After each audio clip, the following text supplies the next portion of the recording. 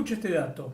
Desde que Pedro Sánchez es presidente, cada mes, de media, el sector público contrata 8.000 nuevos empleados. Eso es una media de 3 nuevos empleados por cada hora laborable desde que Pedro Sánchez es presidente. El ritmo de crecimiento del empleo público desde que Pedro Sánchez es presidente triplica el aumento del empleo privado. Luego, los socialistas no entienden por qué las crisis siempre empiezan con ellos. Empezamos.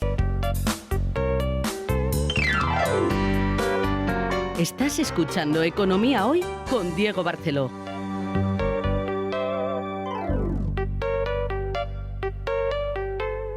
Hola, bienvenido a esta nueva edición de Economía Hoy, como siempre con la ayuda fundamental de Miguel Martínez en el control. Recuerda que puedes encontrarme en redes sociales, soy @DiegoBarceló, tanto en Twitter como en Instagram, y en Facebook, YouTube, Telegram y LinkedIn me encuentras por Barceló y Asociados. En el canal de Telegram, Barceló y Asociados, te puedes suscribir gratuitamente para recibir todos los artículos que publico, como el de OK Diario esta semana y otro material.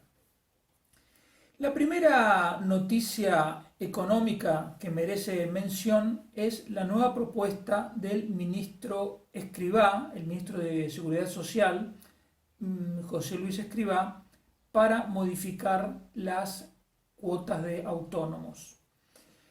Escrivá, como ya te tengo dicho, se ha convertido en el enemigo número uno de los autónomos porque quiere restringir su libertad, que es la que tienen hoy, que consiste en poder elegir libremente la base de cotización por la cual pagan a la Seguridad Social, y no conforme con restringir la libertad, quiere a una parte de los autónomos estrujarlos, digamos, aumentarles la cuota. La propuesta consiste en crear 13 escalones, 13 rangos de ingresos de autónomos, y según el rango en el que caiga la facturación del autónomo, será el rango en el que tiene que pagar. Por ejemplo, los que ingresen hasta 670 euros por mes tendrían que pagar una cuota de 250 euros por mes. Eso solo ya te da una idea de que es una locura. ¿Cómo alguien que ingresa 670 euros, en realidad hasta 670 euros, imagínate una persona que ingresa 500 euros por mes, un autónomo va a pagar 250 de cuota, va a pagar la mitad a la Seguridad Social? Es una locura. Sin embargo, es menos lo que tendría que pagar hoy, porque en la propuesta de Escrivá, los autónomos que ingresen hasta 1.700 euros verían una cierta reducción de la cuota de entre el 15 y el 19%. A partir de ahí, la propuesta de Escrivá implica que paguen más de lo que pagan hoy. Los incrementos van desde el 10% hasta el 26%, y las cuotas alcanzarán los 550 euros mensuales. Lo increíble de esta propuesta es que, pese al contexto de quiebra en la que se encuentra la Seguridad Social y pese al estado lamentable de las cuentas públicas, que, como siempre te digo, desde hace 14 años España paga los intereses de la deuda pública con más deuda, cosa que es una conducta financiera suicida. Bueno, a pesar de eso, la propuesta de Escrivá aumenta el déficit. ¿Por qué? Porque se le rebaja la cotización a 2.400.000 autónomos, y eso reduce la recaudación en 1.600 millones de euros, y al mismo tiempo se le incrementa la cuota a otros 760.000, por lo tanto la recaudación aumentaría en 700. Entonces, si tú restas a esos 700 millones de incremento de la facturación los 1.600 millones que cuesta la rebaja a otra parte de los autónomos, te queda que el déficit de la Seguridad Social, el agujero, aumenta en 900 millones de euros. Aquí te tengo que hacer una aclaración para que no me entiendas mal, porque tú dirás, ¿cómo es que le parece mal a Barceló que rebajen los impuestos? No, y eso a mí no me parece mal. A mí lo que me parece mal, digamos que le rebajen los impuestos a una parte, eso no me parece mal.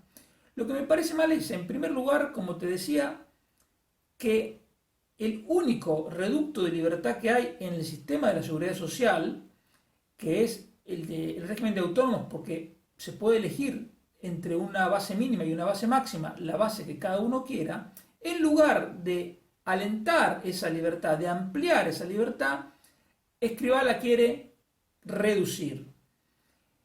Y lo segundo que me parece mal es que se quiera hacer que también las cuotas de la seguridad social sean progresivas. Porque tú sabes, si escuchas este programa, que los impuestos progresivos son enemigos de toda la sociedad. Y si te queda alguna duda, solo tienes que saber que los impuestos progresivos eran una de las propuestas del manifiesto comunista con el que Carlos Marx y Federico Engels querían demoler el capitalismo. Entonces, si ya tenemos el sistema en IRPF extremadamente progresivo, hasta la viñeta es progresiva, en algunos ayuntamientos el IBI también es progresivo. Entonces, cuanto más avancemos en la progresividad del sistema impositivo, más nos vamos a estar acercando a Caracas en lugar de acercarnos a un lugar más libre, digamos, a Auckland en Nueva Zelanda, por ejemplo. Entonces, ¿qué habría que hacer con la seguridad social? Para mí, simplemente bajar la base mínima por la que se puede cotizar y dejar la base máxima como está, y que cada uno elija, y a la persona que hoy le resulte muy alta la cuota, que elija una base menor, y por supuesto que los que paguen menos luego tendrán derecho a recibir menos. Pero, digamos, es una cuestión de responsabilidad individual. Si tú ahora aportas menos, luego recibes menos. Entonces, para mí lo que habría que hacer es aumentar esa flexibilidad, aumentar ese grado de libertad. Ahora, que Sánchez y Escrivá te presenten esta reforma, como digo, de inspiración en el fondo comunista, para que 2 millones y pico de autónomos paguen un poquito menos, porque en el mejor de los casos pagarían 50 euros menos, no es que se van a salvar, no, pagarían 50 euros menos. Aumentando el agujero de la seguridad social, limitando la libertad, pues la verdad que la propuesta no me gusta, y no me extraña que ATA, la Asociación de Trabajadores Autónomos, la haya rechazado, porque es evidentemente lo que corresponde. Esta propuesta no se puede ni tratar, o sea, es que ya con Escrivá no se puede ni tratar, porque como digo, se ha transformado en el enemigo número uno de los autónomos, pero es una muestra de cómo el gobierno antepone sus dogmas, en este caso la progresividad, a la realidad y a cualquier otra consideración que tenga que ver insisto, con la situación, con el contexto económico. Porque aunque un autónomo ingrese 3.600 euros por mes, no tienes por qué subir la cuota un 23%, porque es algo que en este momento no tiene sentido. Digamos, es absolutamente contraproducente. Lo segundo que te quería comentar es algo que mencionamos en programas anteriores, que son las reglas fiscales de la Unión Europea, que en la práctica, como te anticipé ya, no existen más. Vamos a hacer un poquito de historia para que tengas los datos en contexto. Felipe González se fue dejando un déficit fiscal en 1995 equivalente a casi 7 puntos del PIB, cosa que era una locura en esa época, una barbaridad. Para entrar en el euro, Aznar tuvo que ajustar las cuentas públicas para ajustarse a los criterios de Maastricht, cosa que se consiguió recién en el año 98 con un déficit fiscal de menos del 3%, cosa que en el 95 muchos consideraban que era imposible que España cumpliera, pues claro, los socialistas ni les entra en la cabeza que se pueda ahorrar dinero público. La cuestión es que cuando Zapatero llegó al gobierno, el déficit fiscal era de solo 4 décimas del PIB, solo 4 décimas. ¿Qué hizo Zapatero? En 6 años multiplicó el déficit por más de 40 y lo llevó a más de 120.000 millones de euros en 2009. que era más del 11% del PIB. Es verdad, te dirán los socialistas, que entre 2005 y 2007 hubo contablemente un superávit, pero ese superávit no fue porque Zapatero tenía, digamos, una conciencia de tener las cuentas públicas en orden. Todo lo contrario, es famosa la frase que le dijo Zapatero a Pedro Solbes diciendo: Pedro, no me digas que no hay dinero para hacer política. Ese superávit que hubo en los años de Zapatero se explica porque la recaudación crecía mucho al calor de la burbuja inmobiliaria y de crédito, porque contención en el gasto no hubo ninguna. Te doy 3 ejemplos. Entre el 2003 y el 2009 el empleo público aumentó 13%, que fue más del doble de lo que creció el empleo privado, que crecía mucho además en esa época. La licitación oficial creció un 50% entre el 2003 y el 2009. Y el gasto en prestaciones sociales, sin contar la prestación por desempleo y sin contar las pensiones, aumentó un 80%, que es lo que yo llamo la burbuja de los nuevos derechos. Ahí tienes el cheque bebé, la renta de emancipación y muchas cosas más. Entrar en el euro para España tenía el incentivo de que iba a ayudarnos, a ayudar a que los gobernantes tuvieran un límite para su gasto. Sin embargo, los límites de Maastricht no sirvieron en absoluto para frenarlo a Zapatero, que, como te digo, en lugar de tener como máximo un 3% del déficit, tuvo uno de más del 11%. Por eso, Zapatero solo entró en razones cuando lo llamaron por teléfono Merkel y Obama y le dijeron: tiene que tomar medidas porque usted lo que está haciendo nos perjudica a todos. Y entonces, en marzo del 2011, después de, digamos, ya cuando Zapatero ya había tomado medidas, pero digamos para no volver a caer en la irresponsabilidad de Zapatero y de otros dirigentes como él, se firmó en la Unión Europea otro tratado que se llamaba el Tratado de Estabilidad, Coordinación y Gobernanza. Entonces ahí todos los países firmantes, inclusive España, se comprometían a no superar un déficit estructural del 0,5% y a reducir la deuda y el déficit de acuerdo a los criterios que ya se habían firmado en Maastricht varios años antes. Esa presión de Merkel y Obama y este tratado son los motivos por los cuales Zapatero en el verano de 2011 tuvo que reformar de manera urgente el artículo 135 de la Constitución, que Rajoy con buen criterio apoyó, y luego ese artículo se tradujo en la Ley de Estabilidad Presupuestaria ya en el gobierno de Rajoy. Durante todos los años que estuvo Rajoy, el déficit fiscal fue bajando todos los años. Podemos discutir si bajó demasiado lentamente, si podría haber bajado más lentamente.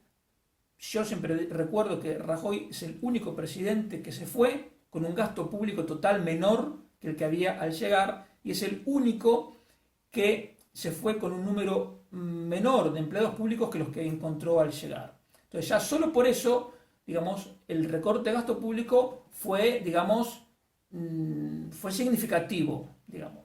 Y fue un momento muy complicado porque no se sabía hasta qué punto se podía recortar sin generar un estallido, porque tú sabes mejor que yo que la izquierda está siempre dispuesta a rodear los congresos, a incendiar la calle, ¿no? Pero bueno, aún así, como el déficit era inmenso y el déficit se redujo, podemos, insisto, discutir si fue demasiado lento o no, la deuda llegó al 100% del PIB. No nos olvidemos que un 30% del aumento de la deuda en los años de Rajoy se explica por las facturas en los cajones sin pagar que dejó Zapatero y por el préstamo que pidió la Unión Europea para financiar el rescate de las cajas de ahorro que habían hundido los políticos y los sindicalistas. Pero bueno, la cuestión es que las cuentas públicas estaban otra vez en proceso de arreglarse. Pero ¿qué pasó? Que llegó Pedro Sánchez Y lo primero que hizo Pedro Sánchez fue cambiar los límites de déficit acordados con la Unión Europea. Pero cuando un país tiene desequilibrios excesivos en la jerga de la Comisión Europea, se hace un acuerdo en el que dicen cómo se van a corregir esos desequilibrios. España obviamente era el país que tenía más desequilibrio de toda la Unión Europea y tenía un acuerdo. Y habían llegado al acuerdo que en el 2019 el déficit fiscal iba a ser del 1,3% del PIB. Lo primero que hizo Sánchez al llegar fue decir, no, miren, yo necesito más margen, no puedo. Bueno, y en lugar de 1,3%, se acordó con la Comisión Europea subirlo al 2%, casi el doble. Bien, ¿qué pasó? En el 2019 el déficit no fue 2, fue 2,9. Es decir, empezamos con 1,3, Sánchez pidió subirlo al 2 y luego fue 2,9. Ese es el criterio que tiene Sánchez de las cuentas públicas. Entonces, a Pedro Sánchez no le interesa en absoluto ni los límites de Maastricht, ni el otro tratado de estabilidad, coordinación y gobernanza, ni incluso los acuerdos que él mismo firma con la Comisión Europea, porque él no cumple nunca ningún pacto que firma con nadie. Entonces, bueno, esta es la realidad. Pero ¿qué pasó? Que la Comisión Europea suspendió las reglas fiscales para todos para 2020 y 2021. Luego en 2021 dijo, bueno, en 2022 tampoco la vamos a cumplir. Y ahora, en 2022, dice que en 2023 tampoco. Entonces, esto quiere decir que si tú tienes unas reglas que no las cumples en 4 años, antes por la pandemia, ahora por la guerra, mañana por lo que sea, en la práctica no tienes ninguna regla.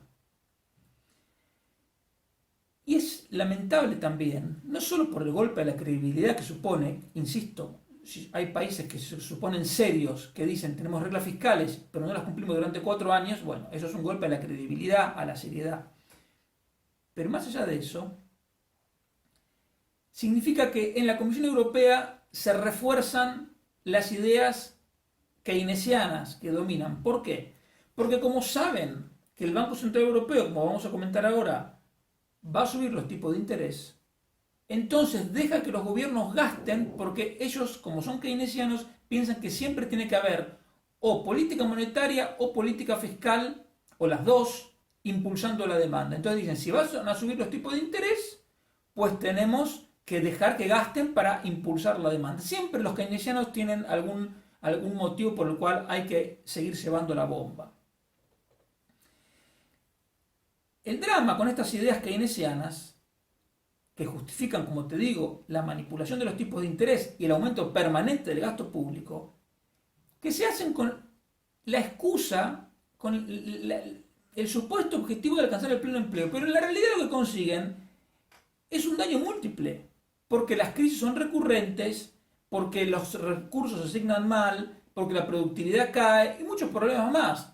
Y en el caso de España, esto es evidente, porque tenemos las cuentas públicas destrozadas y el único dique con el que podíamos contar para contener la irresponsabilidad de nuestros gobernantes ya no está, no hay dique, entonces el agua fluye. Entonces tú puedes pensar, no, bueno, pero con la pandemia, ¿qué quieres? No se puede cumplir el déficit, etc. Bueno, mira, es absolutamente falso que la pandemia haya obligado a disparar el déficit. 3 países, Suecia, Dinamarca y Luxemburgo, no dejaron de cumplir el déficit del 3% en plena pandemia. Entonces, los suecos y los daneses y los luxemburgueses no son marcianos. Entonces, si ellos lo hacen, es porque tienen en el gobierno gente seria, no como los demás. Pero hay otros 9 países, entre ellos Holanda, Finlandia, Irlanda, pero también Portugal, que venían cumpliendo.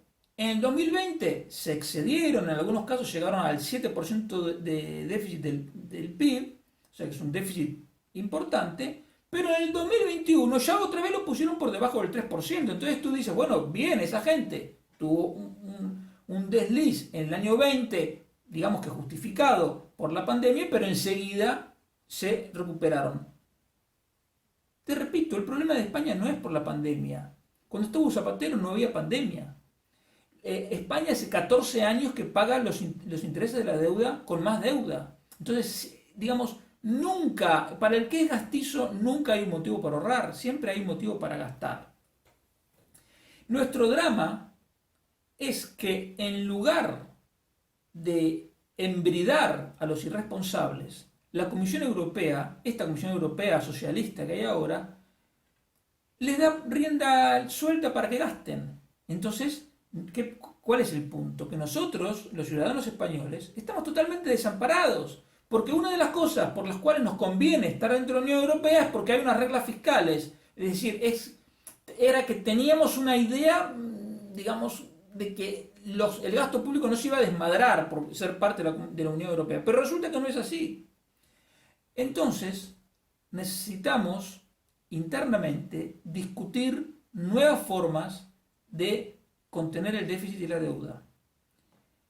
Puede ser un límite constitucional al gasto público, por ejemplo, que no pueda superar por todo concepto más del 30% o 35%.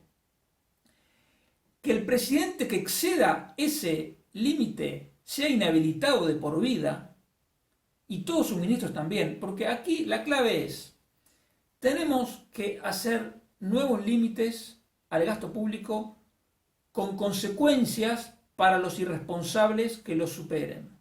Tiene que haber dolor en el político, si no el político nunca va a dejar de gastar. Hasta ahora dejan el déficit, dejan la deuda y ellos se van a Marbella o se van a Ibiza a descansar. No, si tú eres un presidente y superas el límite de déficit o el límite de gasto o lo que se decida, tú no puedes ser funcionario público nunca más en tu vida.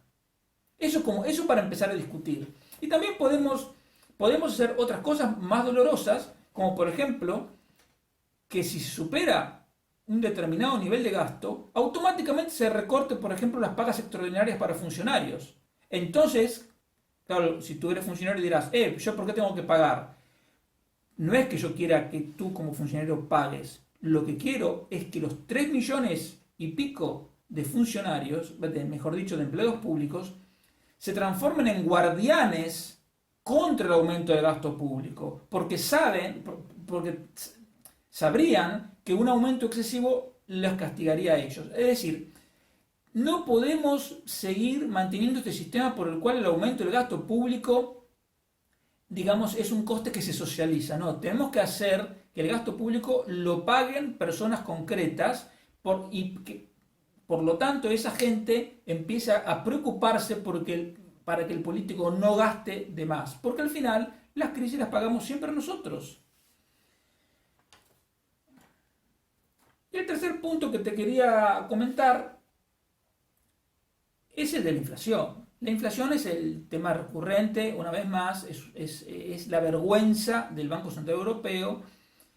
Sé que en Estados Unidos también ha subido la inflación, pero la Reserva Federal de Estados Unidos ya está actuando y el Banco Central Europeo está todavía haciendo la plancha.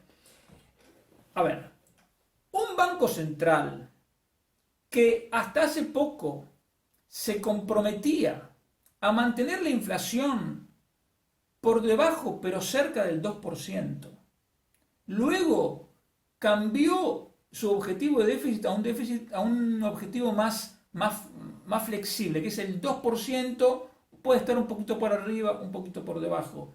Y ahora la inflación se le fue al 8%, a más del 8%. Esa gente tendría que pedir perdón e irse a su casa por ineptos. Empezaron diciendo que era una cosa puntual, luego que era temporal, luego que es una cuestión de oferta, que ellos no pueden hacer nada. Pero lo que estaba restringido a un aumento del precio de los combustibles, ahora ya están aumentando muchos precios porque la inflación básica, que es, o subyacente, que es el índice de inflación sin tener en cuenta los precios de la energía ni los precios de los alimentos no elaborados que tienen precios volátiles como las frutas y las verduras frescas, en en la zona euro ya están aumentando más del 4%, es decir, más del doble que el objetivo del Banco Central Europeo. Es decir, más del doble la inflación subyacente. La otra está 4 veces por encima del objetivo. Realmente si pasara en Argentina o en Brasil, diríamos que son países que tienen inestabilidad monetaria. Esto está pasando en Europa cuando adoptamos como moneda común el euro, que es el hijo del marco alemán. El Banco Central Europeo está destrozando todo lo que había construido en términos de reputación y estabilidad el marco alemán. Por supuesto que en España la inflación es todavía peor. 8,7 en el caso de la inflación general y casi 5 la subyacente. En parte es cierto, a ver, te explico este tema de la inflación de oferta. Lo que dicen es, si hay de golpe se restringe la oferta de un producto, por ejemplo, en el caso del petróleo, su precio sube. O, por ejemplo, en el caso de los granos, los cereales que venían de Ucrania. Esa producción agropecuaria no está más. Entonces, se reduce la oferta. Al reducirse la oferta y la demanda mantenerse igual, el precio sube. Bien. Entonces dicen, nosotros no podemos hacer nada cuando es una inflación de oferta. ¿Por qué? Porque, en general, la política monetaria está pensada para frenar la demanda. Es decir, hay mucho crédito, hay mucho gasto, entonces se suben los tipos de interés para que la demanda afloje y entonces contener así la inflación. Pero este argumento, si bien es parcialmente cierto, se cae por completo cuando recordamos que este mismo Banco Central Europeo es el que viene emitiendo dinero como nunca antes en la historia. Entonces, si ellos hubiesen sido más prudentes a la hora de emitir y comprar bonos, uno podría decir, bueno, vale, tienen su razón. Pero estos han sido unos pirómanos, insisto, imprimiendo dinero como nunca en la vida, y entonces ahora se sorprenden cuando sabemos, desde Milton Friedman y desde antes en realidad, que la inflación siempre y en todo lugar es en última instancia un fenómeno monetario. Si no aumenta la cantidad de dinero, no pueden aumentar todos los precios. Si hay un problema de oferta, por ejemplo en el caso de los cereales, en el caso del petróleo, puede haber un incremento de esos precios, pero no puede haber un aumento de todos los precios, que es lo que estamos viviendo ahora y que es de lo que se trata la inflación, si no hay antes un aumento generalizado de la cantidad de dinero. El problema es que esta gente se acostumbró a emitir y a que no aumentara la inflación. Pero nosotros sabíamos que esto tarde o temprano iba a llegar, y llegó. Y ahora se buscan excusas. En el resto de bancos centrales del mundo ya están tomando medidas. En Estados Unidos ya subieron 2 veces los tipos de interés y ya anunciaron que lo van a seguir subiendo. En Reino Unido lo subieron 4 veces. En Canadá ya lo subieron 3 veces. Y aquí siguen esperando. Entonces, ¿cuál es el problema? Que cuando las demás monedas tienen tipos de interés más altos, las demás monedas se fortalecen, lo que significa que el euro se debilita. Y cuando el euro se debilita, todos los productos extranjeros te cuestan más caros. Por ejemplo, si tú tienes que pagar el petróleo a $100 y el tipo de cambio es 1 a 1, por ejemplo, con el euro, digamos, te lo simplifico de otra manera. Si el petróleo cuesta $100 el barril, pero el euro está fuerte, tú con esa fortaleza del euro compensas parte de la subida del precio en dólares del petróleo. Ahora lo que pasa es lo contrario, sube el precio en dólares y además tú necesitas más euros para comprar los dólares, por lo tanto tienes 2 efectos, uno por la subida del precio y el otro por la ineptitud del Banco Central Europeo keynesiano, que apuesta a tener una moneda débil en lugar de tener una moneda fuerte. Nos han metido en un desastre. A mí lo que me preocupa son las consecuencias a mediano y largo plazo, porque esto es un misil contra las bases de la Unión Europea. La Unión Europea no se creó para esto, la moneda única no se creó para esto, no se creó para experimentos keynesianos, y al final van a debilitar el sentimiento de unión y van a están fomentando el sentimiento antieuropeo.